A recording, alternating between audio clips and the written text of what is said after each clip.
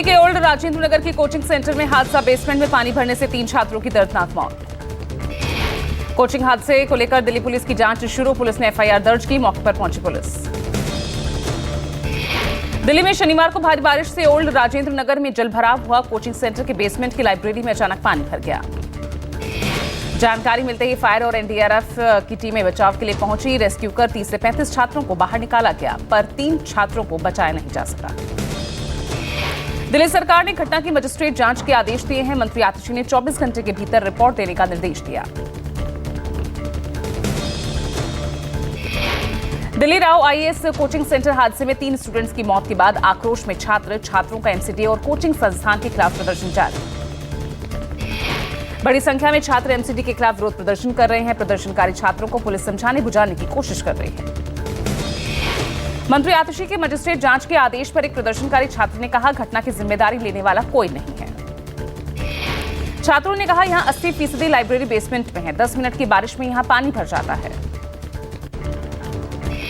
Coaching संस्थान के basement में पानी भरने से हुए हादसे को लेकर प्रदर्शनकारियों से मिलने पहुंची स्वाति मालीवाल।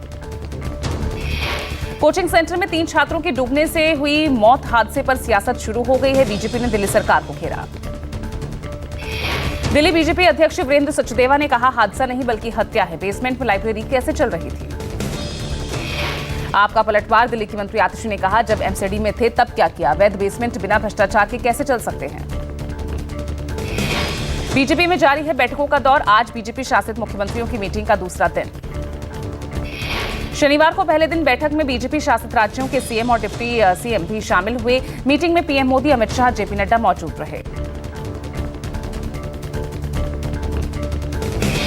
बैठक में पार्टी में चल रही गुटबाजी और आगामी चुनावों को लेकर चर्चा हुई। बताया जा रहा कि लोकसभा चुनावों में अपने तय लक्ष्य से पीछे रहने के बाद बीजेपी में शनिवार को बड़ा मंथन हुआ। बैठक में यूपी के सियासी घमासान पर सभी की निगाहें हैं और इसी बात की चर्चा है कि राज्य में बीजेपी संगठन और सरकार के बीच सब कुछ ठीक नहीं चल रहा। दिल्ली में पीएम मोदी की अध्यक्षता में हुई नीति आयोग की बैठक। बीच में मीटिंग छोड़ कोलकाता रवाना हुई ममता। सीएम ममता ने भेदभाव का आरोप लगाया और कहा कि चंद्रबाबू नायडू समेत असम, अरुणाचल, छत्तीसगढ़ और गोवा के सीएम को 15-20 मिनट मिले। मीटिंग में मुझे घंटी बजाकर रोकना शुरू कर दिया गया। अगर मैंने कहा कि आप बंगाल की बात नहीं सुनना चाहते तो ठीक है, और मैं बैठक का बहिष्कार करके चली गई।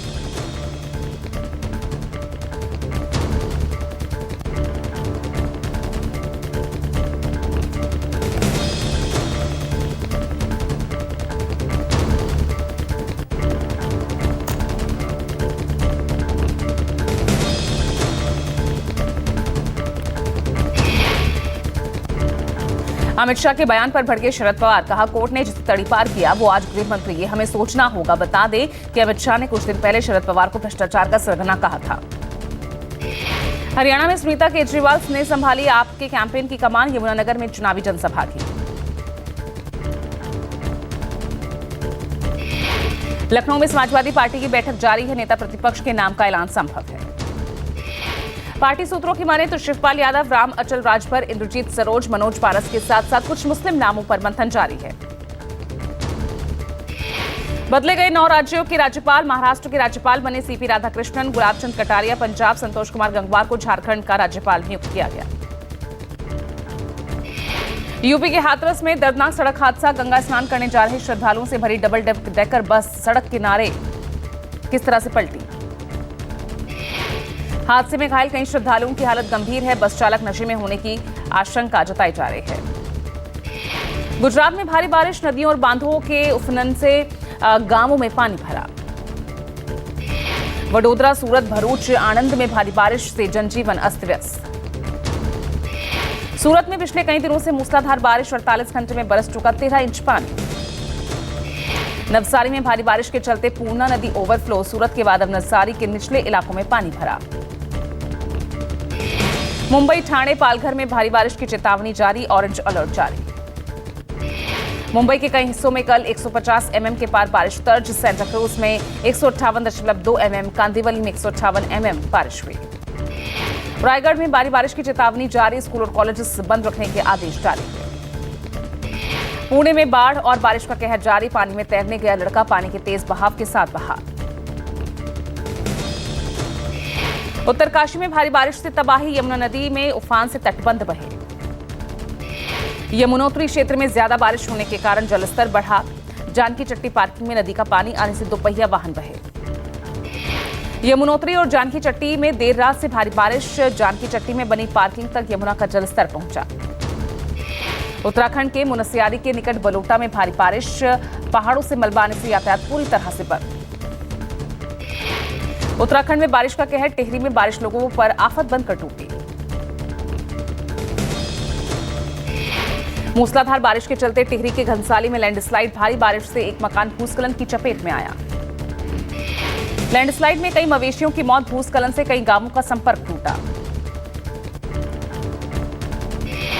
नवी मुंबई में गिरी 3 मंजिला इमारत, शहबाज में गिरी 3 मंजिला इमारत, मलबे के नीचे कई लोगों के दबे होने की आशंका।